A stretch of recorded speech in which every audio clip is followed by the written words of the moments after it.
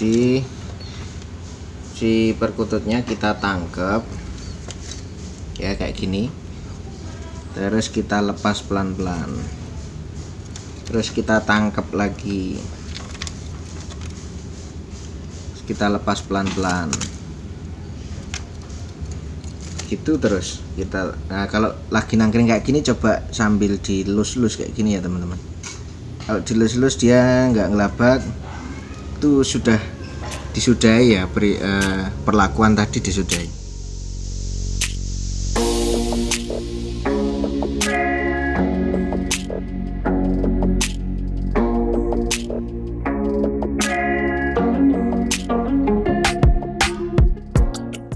Assalamualaikum warahmatullahi wabarakatuh. Salam rahayu dulur-dulurku. Alhamdulillahirrahmanirrahim. Kita berjumpa lagi teman-teman. Ini ada sangkar yang masih kosong satu. Akhirnya misi untuk mulai memisahkan yang di kandang kotak, yang satu kandang diisi 4 ekor ini akan saya eksekusi hari ini teman-teman, sambil memantau yang saya sampaikan, yaitu saya ngasih extra food. Ini sebenarnya tips, saya juga ngelihat YouTube teman-teman, ada teman kita yang ngasih tips ya. Kalau informasinya sih pemberian 1 minggu itu akan punya efek, langsung berefek gitu ya. Tapi ini sudah 1 minggu ya saya lakukan, dan sudah 1 minggu lebih. Memang sih ada efek, tetapi tidak semeyakinkan ya disampaikan itu. Saya tidak perlu menyampaikan di channel apa ya teman-teman, saya cuma ingin membuktikan saja. Nah ini yang bunyi ini ya teman-teman, si Mulyo nggak terlalu terlihat ya karena pencahayaannya backlight. Itu memang ada perubahan sih teman-teman, tapi ya belum memuaskan gitu. Paling dalam sekali buka suara mungkin bisa berulang 4-5 kali gitu. Ya alhamdulillah sih ada tambahan pengulangan manggungnya gitu, tetapi belum sesuai yang kita harapkan. Dan oke, langsung kita akan ambil satu perkutut untuk dimasukkan di sangkar yang lagi nganggur gitu, yang masih kosong ya. Jangan lupa kopinya ya. Ini sangkar nganggurnya. Nah ini sebenarnya nggak nganggur sih, malah kurang satu ya, karena ada 2 sebenarnya yang mau kita pisahkan ya. Itu yang di kandang ini, kandang kotak ya. Saya masih penasaran sebenarnya kalau sama jenis, misalkan betina-betina atau jantan-jantan, itu apa ya, suka berdekatan gitu ya, berdempetan ketika lagi nangkring santai itu. Karena sejauh ini yang saya prediksi sih betina 3 sama jantan 1 yang ada di kandang kota ini teman-teman. Dan juga pengalaman saya, suatu ketika itu diajak mulut perkutut ya, jadi pakai lem itu nangkapnya di malam hari. Itu setiap kita mau nangkep itu ada beberapa perkutut yang dia tidurnya sendiri ya, enggak dengan perkutut yang lainnya, enggak bergerombol, maksud saya begitu. Kalaupun bergerombol sepertinya sih kayaknya pejantan, betina, dan mungkin anak-anaknya, piik-piiknya ya. Kayak si ini, saya kasih lihat si ini ya, sambil lihat perkembangannya.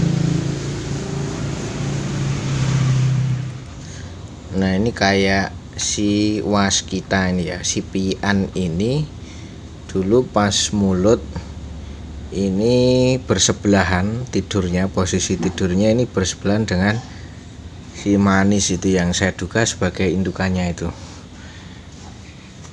yang ada di sangkar kotak itu. Ini yang tepat saya tunjuk ini ya, si manis. Saya hafal sekali ya, karena bulunya paling beda, jadi kayak lebih condong gelap gitu ya. Ini waktu ditangkap, ini lagi tidurnya, ada beberapa perkutut gitu ya, yang diduga ini mungkin satu keluarga lah istilahnya kayak gitu. Jadi ada jantan, betina, dan anakan. Nah kebetulan yang kena dua itu, si manis sama si waskita ini teman-teman. Setelah kita pisah kemarin, ini belum sempat saya share ya perkembangan si waskita ini. Kali ini coba saya akan share perkembangan mental si waskita ini ya.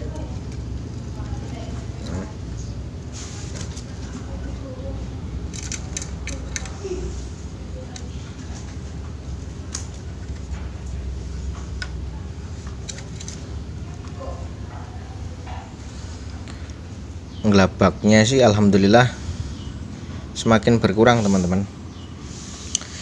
Jadi saya ada teori ya, ini sebenarnya mungkin sudah banyak yang tahu ya, cuman barangkali ada teman-teman yang belum tahu tips ini.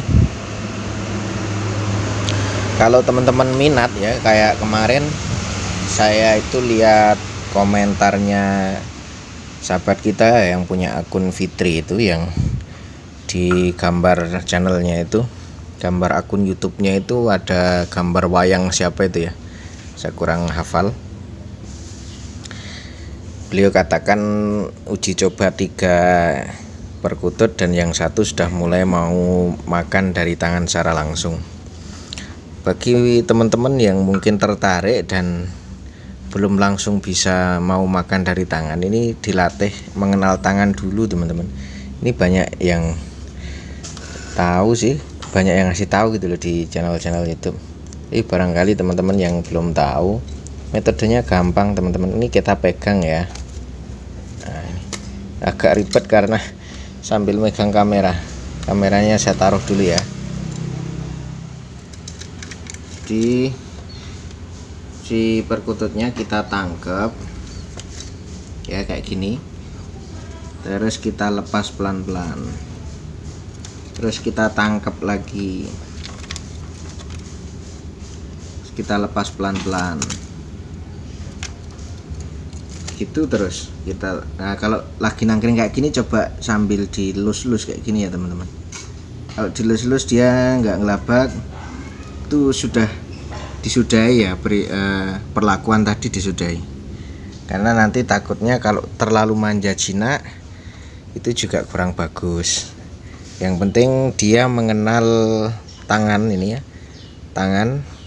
Kenapa perlu mengenal tangan ini? Karena interaksi secara langsung yang bersentuhan dengan perkutut ini adalah tangan kita gitu.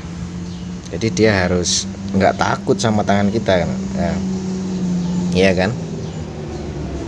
Mas kita sudah alhamdulillah punya perkembangan positif dari sisi mentalnya ya. Ke misi yang saya sampaikan tadi, ngopi dulu ya. Kita langsung ngambil perkututnya si manis, terus kita tempatkan di sangkar yang ini, yang kosong nih, yang tersedia. Ini saya prediksi betina. Jadi karena saya punya yang sedang concern, kita upayakan manggungnya supaya bisa rajin. Itu ada si Mulyo, waras, ini jantan, dan dugaan saya si Mujur itu juga jantan teman-teman. Dan butuh penyeimbang suara yang penyemangat lah istilahnya kayak gitu. Itu butuh betinaan kan gitu. Kemungkinan mudah-mudahan nanti si manis ini bisa. Di beberapa keterangan yang pernah saya dengar itu, kita ini sebenarnya butuh betina ya, butuh merawat betina teman-teman.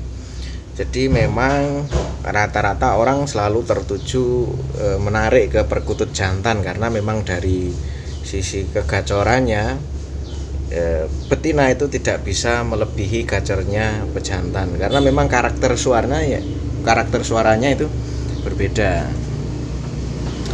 kayak lebih mendayu-dayu gitu loh teman-teman. Berbeda dengan si jantan, dan kalau si jantan itu juga bisa mekur gitu ya. Mekur, kalau betina sendiri setahu saya kan nggak bisa. Kalau kerot kedua-duanya bisa itu. Terlebih kalau pas birahi, wah itu siapa tadi yang kerot itu ya. Kayak gitu. Jadi mudah-mudahan si manis ini nanti bisa menjadi penyeimbang untuk si mujur, mulyo sama si waras itu.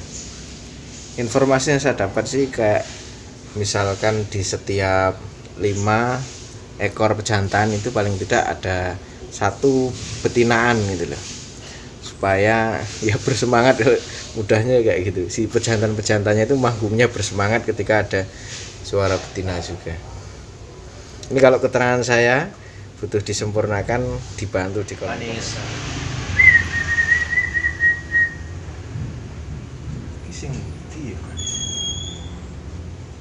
Marep ini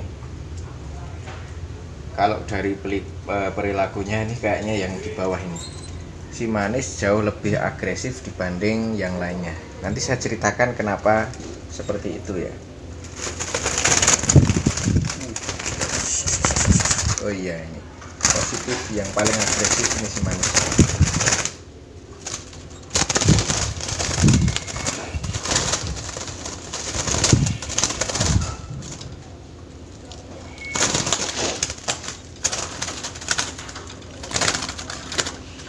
Wih, masuk. Nah,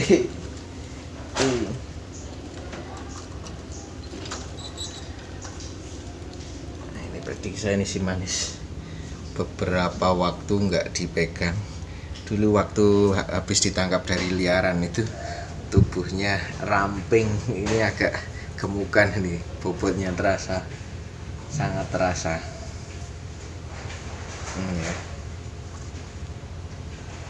Ini prediksi betina ya, sepertinya sih betina karena renggang sekali tulang subitnya, dan kalau dari sisi ini ya kepalanya, sorotan matanya juga tidak terlalu tajam, agak sayu.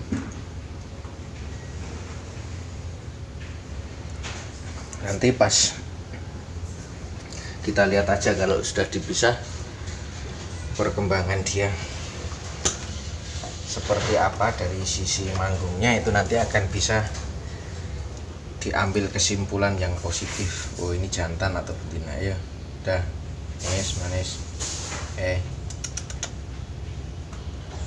Ini kayaknya si manis bener. Jadi kayak dia tuh melakukan tipuan itu.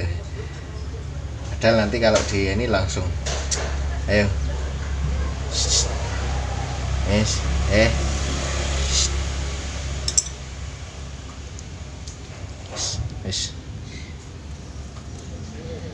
ini lo diem, tapi ini diemnya menipu loh ini. Nanti langsung gelabak biasanya. Ya kan, itu diamnya diam tipuan. Jadi memang saya menjumpai tidak hanya di perkutut ya, termasuk saya pernah mengalaminya itu terkuku ya.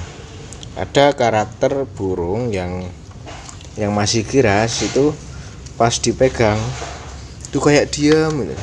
Tapi sekali lengah pegangan yang kita berikan langsung dia gelabak gitu.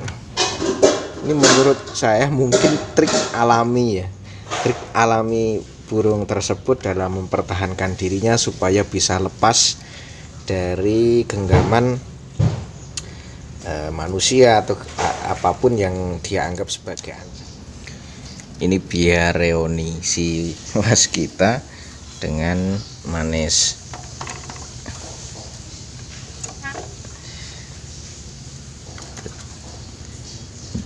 Ini dugaan kuat mereka punya hubungan genetik ya ini ya.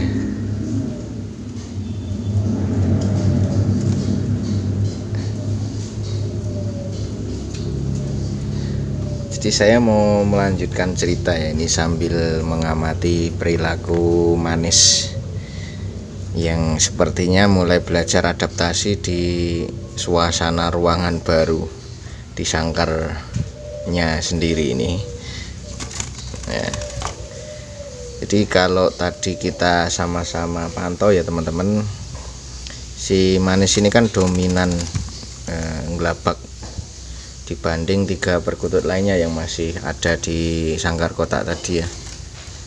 Ini karena yang 2 perkutut itu sudah mengalami diombyok di pinggir jalan dulunya, karena saya beli di toko burung gitu ya. Dan yang diombyok di pinggir jalan itu cenderung punya adaptasi terhadap keramaian, sama juga dengan interaksi dengan manusianya lebih bisa beradaptasi gitu ya. Sedangkan yang satunya lagi itu sebenarnya dirawat orang ya, sebelum saya ada yang rawat tetapi juga tidak intensif. Cuman sepertinya yang satunya si Bagas itu ya, coba kita lihat ke sana. Nah ini si Bagas yang di atas sendiri itu, si Bagas saya menduga dia ini kalemnya justru karena memang karakter bawaannya itu. Karena sebelumnya memang riwayatnya si Bagas ini ya, yang ini riwayat si Bagas ini didapat dari jaring dari alam liar, setelah itu dipelihara hanya sekedar kontrol pakan minum, tidak ada perawatan lain, penjamuan, bahkan penjemuran pun tidak, hanya ditaruh di kayak kandang diombyok ya, diombyok dan jarang diajak interaksi karena ditaruh di belakang rumah. Tapi dia lebih mudah kalemnya si Bagas. Itu penyebab utamanya menurut saya itu karakter. Nah inilah bukti real bahwa jinaknya perkutut itu bisa jadi karena memang karakter bawaan, bisa jadi karena proses perawatan dia, perjalanan perawatan dia selama berinteraksi dan dirawat oleh manusia. Oke teman-teman, itu dulu kegiatan yang bisa saya bagikan. Insya Allah mungkin next video saya akan membagi aktivitas saya dengan si Manis di sangkar barunya ya. Insya Allah akan kita bikin lebih kalem, tidak gelabak seperti yang kondisi sekarang. Insya Allah nantikan di video saya selanjutnya. Saya akhiri, terima kasih sudah menyimak video ini. Assalamualaikum warahmatullahi wabarakatuh.